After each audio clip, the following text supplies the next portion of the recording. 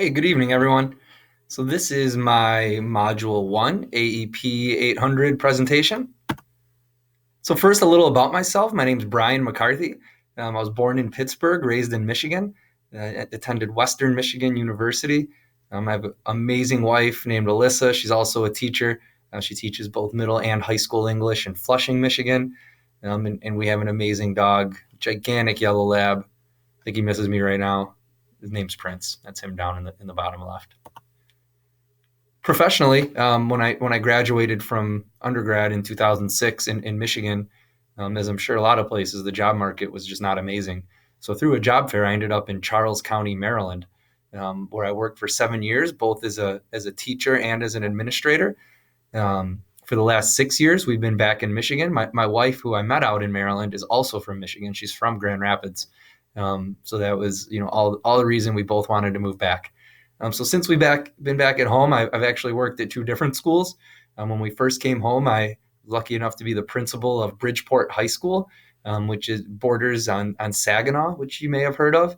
But ultimately, that's actually kind of far from where I grew up. So I wanted to get closer to home. So I took an assistant principal job in Howell. So I'm the assistant principal, or one of them, at Howell High School. We're a pretty big school, about 2,400 kids. A little more about me, just personally. Love sports, exercise a lot, play hockey.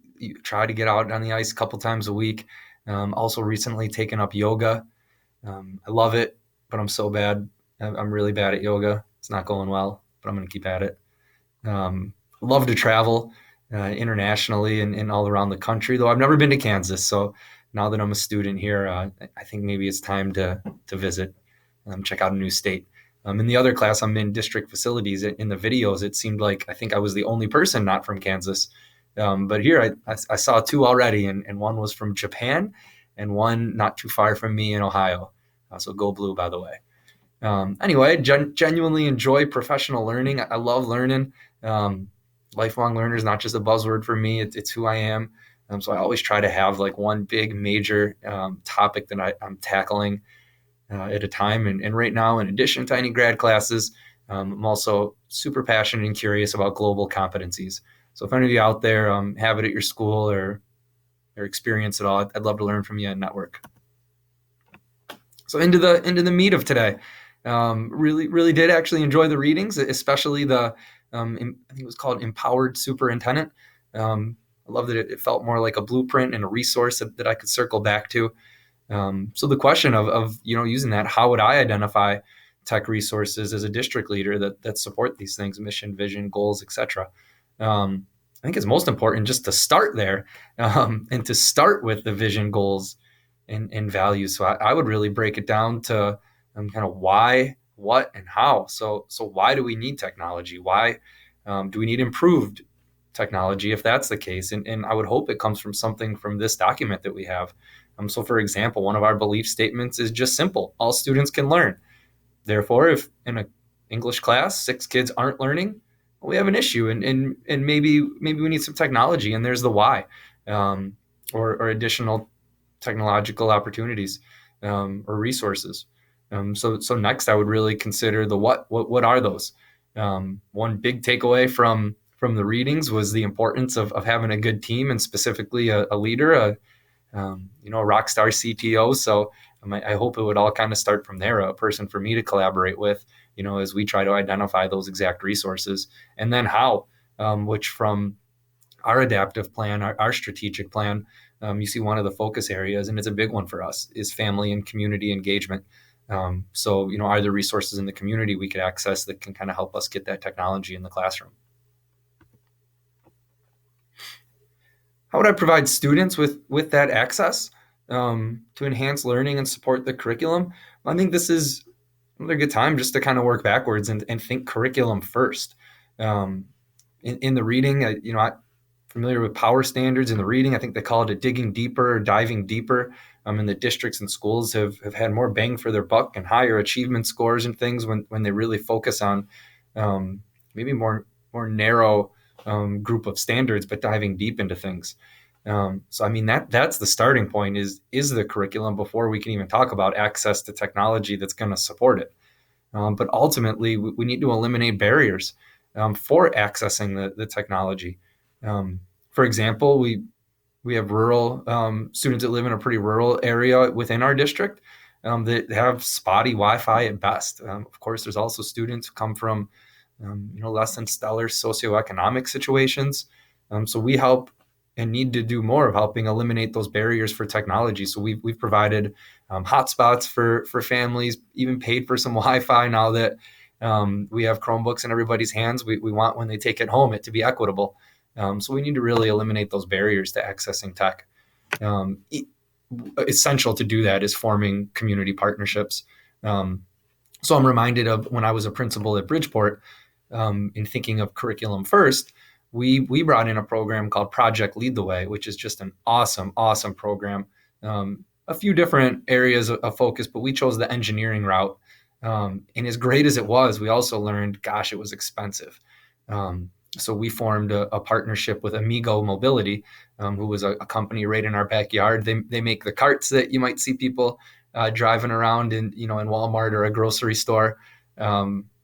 Awesome company, awesome people, and they really helped out coming into the school, both with teaching some of the engineering skills and standards, but also financially. They funded a brand new computer lab that allowed us to roll with Project Lead the Way.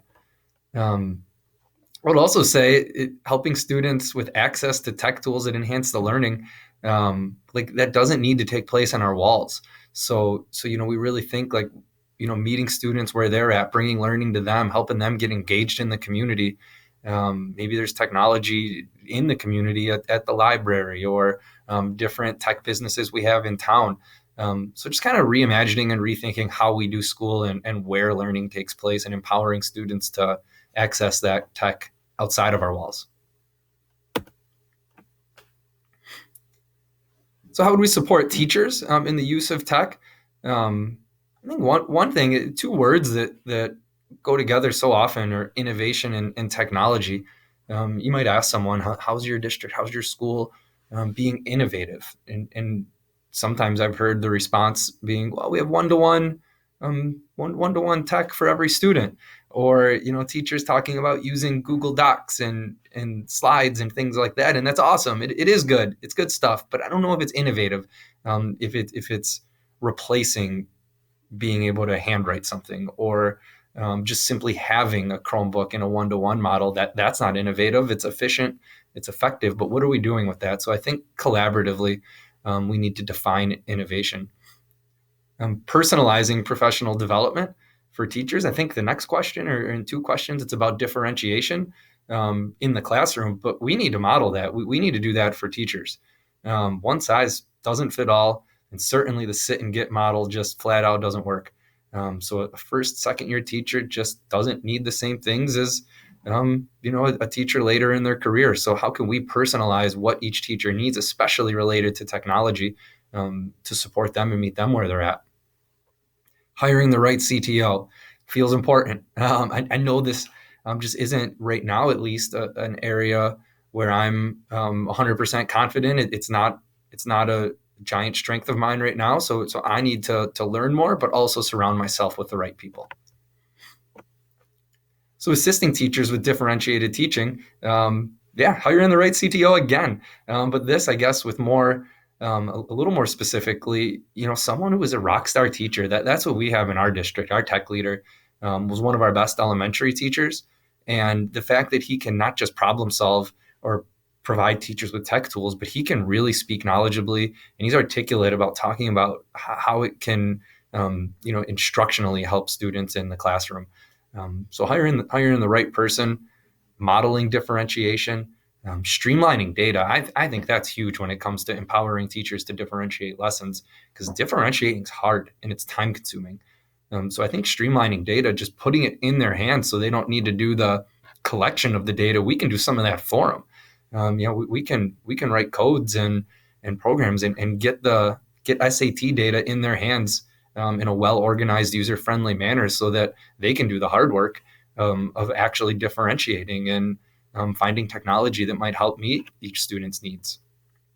And I added Spark Passion to assist teachers with differentiation, because Really, that's what it comes down to. And I'm reminded of the Einstein quote from, it was creating positive connections. There was the Einstein quote referencing students about like the importance of not just filling their buckets and filling their container with information, and rather sparking an interest in them. We got to do the same with teachers. Like I said, sit and get doesn't work. Every teacher got into this, I assume, for the right reason, and we just need to spark that passion and inspiration for them to, learn more about technologies and how to best serve students. So this was a tough one for me. How do I model personal and professional integrity, fairness, terms of tech use, especially related to social media? And I say that because I actually recently deleted my social media account. I shouldn't say delete, deactivated, taking a little break. Just because, there's so many positives to it, but there's also downsides too. I found a couple things. I found that it was interrupting my time, here during the day when I need to be with students like all day, every day. Also, just, every now and then something negative comes across your feed. And, if it's something I need to know about and address because it impacts students, then, I do need to know about that. But if it's not, I don't need extra negativity in my world. So that's how I'm modeling right now, is when I have students that maybe are in here because of bullying or something like that. The fact that I can speak from experience and say, you can take a time out, and whereas a response might be, no, everybody's on social media. I can legitimately say not everybody. So in thinking about the critique, I decided to break it down kind of into strengths, weaknesses, and maybe just one philosophy question. So some things, ways that I know I'm using tech in the right ways. I'm in my own professional learning networks. So on EdWeb and just different online learning communities, I have a couple networks that, I learn from others and hopefully help others as well. Personalized learning plans. So that's how actually we're differentiating PD for our staff this year. Is we opened up the door where teachers could opt in to a model where they drive their own professional learning on a topic that they're interested in. But one of the things they had to do is submit the different mediums that they would access. So, is there podcasts they're going to subscribe to, or webinars they're going to watch, or like professional learning networks outside of the school that they're going to access. So we've really empowered them to kind of seek and use tech to support their professional learning. My own time management tools, I think I'm getting better at, like using Google Keep, different Gmail features. I use Unroll Me to kind of wrap up all my subscriptions into one email instead of 30 every day. So those are some ways that, I think I'm positively using tech. My opportunities for growth. One thing I'm hoping to get out of this class is really learn more from kind of that 30,000 foot view. So what is district leadership considering, and how are they building even facilities plans and things like that are incorporating technology and just long-term goals. I'm not totally involved in that process, so I'm excited to learn about it. Also, I have to be humble and, can't lie to teachers. I haven't been in the classroom in 9 years. So just maintaining best instructional strategies, practices with tech is very important. 10 years ago, I thought I was a rock star because I had a smart board in my class and knew how to use it. And now we don't have smart boards here, and our tech is way more advanced. So I know that's an area that I always need to maintain, awareness of best practices. And then lastly, just like the values and beliefs.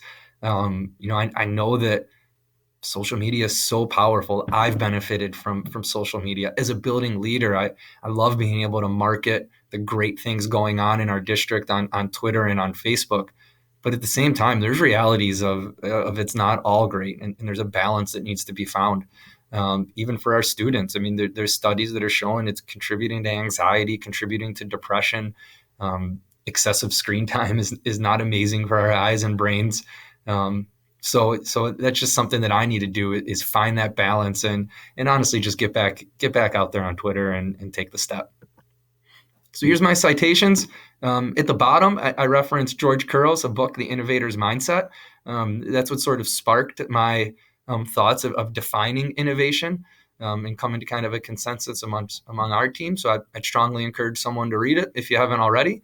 And thanks for listening, and have a great night.